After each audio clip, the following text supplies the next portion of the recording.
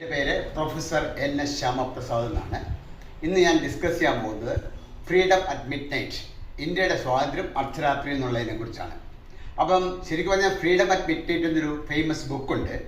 അത് എഴുതിയത് അമേരിക്കക്കാരനായ Larry കോളിൻസും ഫ്രഞ്ചുകാരനായ Dominic ലാപ്പിയറുമാണ്. ഇവർ രണ്ടുപേരും കൂടെ ചേർന്നിട്ട് ഒരു എഴുതിയ ബുക്കാണ് സ്വാതന്ത്ര്യം അർദ്ധരാത്രി, ഇന്ത്യയുടെ സ്വാതന്ത്ര്യം കിട്ടിയ അർദ്ധരാത്രി, അതിനെക്കുറിച്ചാണ്.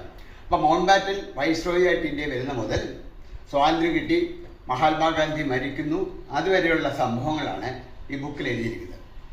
അപ്പോൾ നാച്ചുറലായിട്ട് ഒരു കാര്യം ചോദിക്കാം, എന്തുകൊണ്ടാണ് നമുക്ക് ഈ മിഡ് നൈറ്റ് സ്വാതന്ത്ര്യം കിട്ടിയത്? അപ്പോൾ ബ്രിട്ടീഷുകാർ ഇന്ത്യക്ക് സ്വാതന്ത്ര്യം തരാൻ തീരുമാനിച്ചു. Last act passed by the British government for India was Indian independence act of 1947. അതുപ്രകാരം ഇന്ത്യ രണ്ടായി ഡിവൈഡ് ചെയ്തു, രണ്ട് രാജ്യങ്ങളും സ്വതന്ത്രമാകുന്നു. അപ്പോൾ ഒരു തീരുമാനം ബ്രിട്ടീഷ് ഗവൺമെൻറ് എടുത്തത്, ആദ്യം പാകിസ്ഥാൻ സ്വതന്ത്രമായിട്ട് ഡിക്ലെയർ ചെയ്യാം.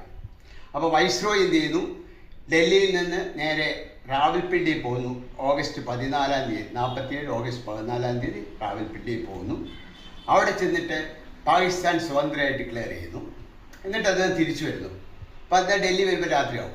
അപ്പോൾ നെക്സ്റ്റ് ഡേ ഓഗസ്റ്റ് 15 പകൽ ഇന്ത്യ സ്വതന്ത്രമായിട്ടും അദ്ദേഹം പ്രഖ്യാപിക്കും.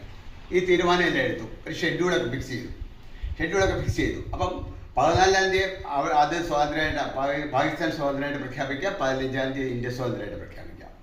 അപ്പോൾ അങ്ങനെ വന്നു കഴിഞ്ഞപ്പോൾ നമ്മുടെ കോൺസെപ്റ്റ്ലി മെമ്പേഴ്സ് ആയിരുന്ന കുറച്ച് പേർ ഈ അസ്ട്രോളജിയിലൊക്കെ വലിയ വിശ്വാസമുള്ളവരാണ്. അവർ പറഞ്ഞു, ഈ നമ്മൾ സ്വാതന്ത്ര്യമാകാൻ തീരുമാനിക്കുന്ന സമയം വെള്ളിയാഴ്ച ഓസ്പീഷ്യസ് ഡേ അല്ല, അന്ന് രാഹുകാല സമയത്താണ് നമ്മൾ സ്വാതന്ത്ര്യം പ്രഖ്യാപിക്കാനായിട്ട് പറഞ്ഞിരിക്കുന്നത്.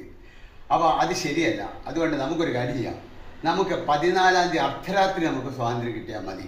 അപ്പം ഗുളികാലം രാഹുകാലം അങ്ങനെയുള്ള പ്രശ്നങ്ങളൊന്നും ഉണ്ടാകത്തില്ല ഇദ്ദേഹം പറഞ്ഞു. അപ്പോൾ കുറച്ച് കൺസർവേറ്റീവ് ആളുകൾ ഇതിനകത്തുണ്ടായിരുന്നു. അവരെ പ്രത്യേകിച്ച് ഇങ്ങനൊരു ഡിമാൻഡ് വെച്ചു.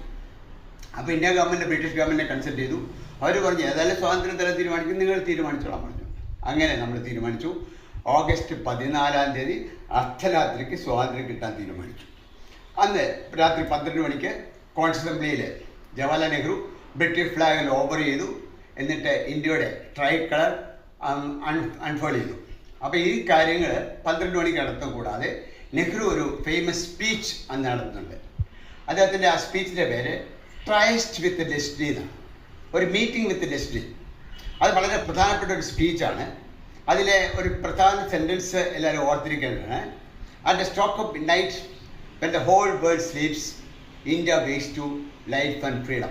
അങ്ങനെ പറഞ്ഞ് അദ്ദേഹം വലിയ പ്രശസ്തമായ ഒരു പ്രസംഗം നടത്തിയിട്ടുണ്ട്. അപ്പോൾ അർദ്ധരാത്രി 14 അർദ്ധരാത്രിക്ക് നമ്മൾ സ്വാതന്ത്ര്യം കിട്ടി. സാധാരണഗതിയിൽ ഇത് രണ്ട് ട്വിൻ സിസ്റ്റേഴ്സാണ്, ഇന്ത്യ പാകിസ്ഥാൻ ട്വിൻ സിസ്റ്റേഴ്സാണ്. നാച്ചുറലി രണ്ട് രാജ്യങ്ങൾക്ക് ഒരേ ബർത്ത്ഡേ വേണം. പക്ഷേ ഇങ്ങനത്തെ ഒരു സംഭവം കൊണ്ട് പാകിസ്ഥാൻ്റെ ബർത്ത്ഡേ ഓഗസ്റ്റ് 14 ഇന്ത്യയുടെ ബർത്ത്ഡേ, അതായത് ഇന്ത്യയുടെ സ്വാതന്ത്ര്യ ദിനം ഓഗസ്റ്റ് 15 അപ്പോൾ ഫ്രീഡം അറ്റ് മിഡ് നൈറ്റിനെ കുറിച്ച് ഈ വിവരങ്ങൾ ഒന്ന് അറിഞ്ഞിരിക്കുക, ഓർത്തിരിക്കുക. Okay, thank you.